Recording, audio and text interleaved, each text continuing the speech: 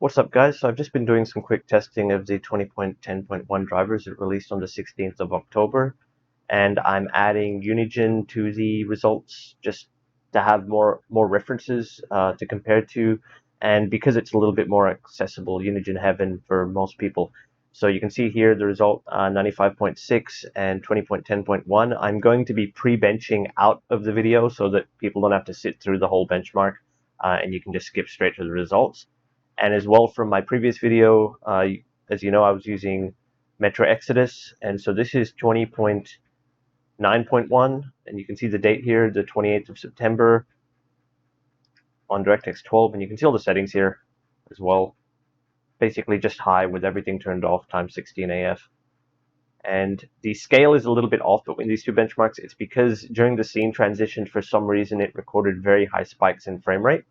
And that's just scene transition. So you can see here the scene transition there, and one here. And just ignore that, basically. So that's why these two graphs look different. It's because this scale goes up to 140 FPS because of those scene transition spikes.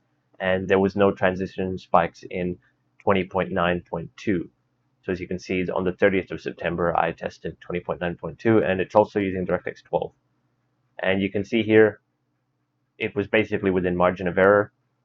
Both 104 frames, 60 for the average 99th percentile, max and minimum, 77 and 42. So no large difference between 20.9.1 and 2 and 20.9.3, 20.10.1, sorry, that I benchmarked today actually did get slightly higher, but it's not on the total frames, it's on the everything else, basically, except for minimum. So the average is up at 62, up by 2 FPS. The max is up by 3, so 80. And the minimum is up by 1. So, yeah. And I haven't done anything. I'm running the same clock profile, which is base clock undervolt, 1750 megahertz. And I just load that up between driver updates in here. You can see here the settings I'm running, and the default is basically the same, just with a more relaxed fan curve. So if you look at these defaults here, it's more relaxed because the stock fans or the stock aftermarket fans are noisier, but I'm running an Extreme IV, so I can run it up to 100% and I can't hear it. But you can see here, same 1750 base clock, and the default load voltage is just a little bit higher than mine. But I prefer mine because I also have a slight bump on the middle voltage for stability. You can see here it's just slight difference, but this is the most important part for benching, the 1750 base. And my ambients aren't as controlled, but running an aggressive fan curve compensates for that. So hopefully there's not a big ambient issue because the boost clocks were basically the same. Like it hits the turbo boost and holds it stably, I should say. So that's the results there, guys, and you can take a look for yourself. And I'll also link in the comments, but I better go through here and go through it anyway. The release notes. You can see they've added support for Doom Eternal, Ancient Gods, Watch Dogs Legion, Dirt 5 Early Access, and a pre-patch for World of Warcraft Shadowlands. And fix issues, audio receiver with HDMI, frame rate fluctuation when exiting a Vulkan game. Oh, this one's a big one. Uploading or streaming content to YouTube may be unavailable, not working correctly. So that's a fixed issue. There was actually someone that I was talking to recently that said that they couldn't stream to YouTube, like it wasn't working. So hopefully, yeah, that's fixed now. And Genshin Impact not coming up in the gaming tab. Graphical corruption may occur on desktop or at idle when 2 or more high refresh rate displays. Actually, I've seen people posting about something like this on Reddit. So that's good. Bubble screensavers might crash. And upgrading to Radeon in 2020 from 2019 may sometimes fail with an error. That's good, at least. And known issues. This has been around for a while. They really need to fix this, or just, I don't know. Metrics overlay may incorrectly report higher idle clock speeds. But it doesn't affect anything. A bit weird. And modifying the HDMI scaling slider may cause FPS to lock to 30, so be aware of that.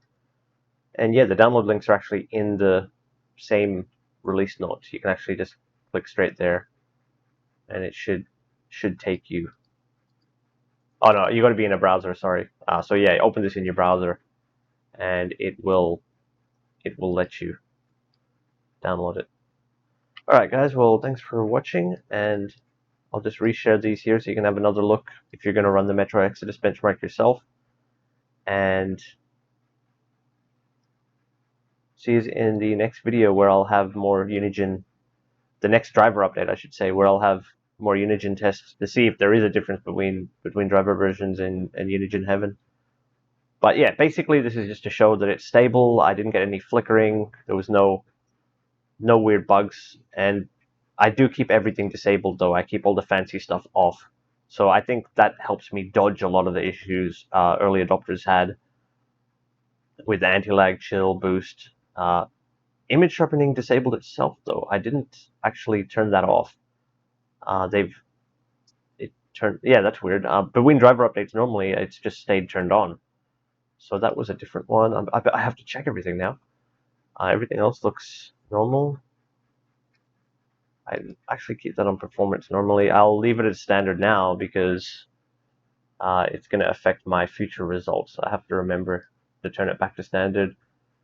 Or I'll just check it. I'll check it with the next driver update before I run any tests. And display, CPU scaling, they fixed that. There was an issue in 19.4 where scaling didn't work properly, but it seems to be completely fixed these days for anyone new to my vids. And this was an issue too in 19.4 virtual super resolution. That caused like black screen issues for me, so I always kept it off. And yeah, everything else looks normal. I could have sworn there was like a gaming option here though in video. It's a bit weird. I'll just leave that on default. And yeah, I keep hotkeys off. I keep overlays off. As you can see here, at least they didn't affect. It's weird that they turned off my image sharpening though. I'm a bit weirded out by that. But everything else, all my previous settings are still exactly the same, so they didn't mess with those. Because when I update, I don't do the factory reset. I normally just update over the top because I have not changed my GPU recently. If you've recently like swapped over from a different model GPU, you should always do the factory reset. And well, actually, you should use direct driver uninstaller and do a complete driver wipe between driver updates on a new card. But when you've been running the same card for months, I think it's pretty safe to just update, so then you don't lose all your settings. Because as you can see here, my recording settings are exactly the same. Like I don't have to enter these again. They're just already set between driver updates. But yeah, the drivers seem pretty stable so far. Thanks for watching, guys. See ya.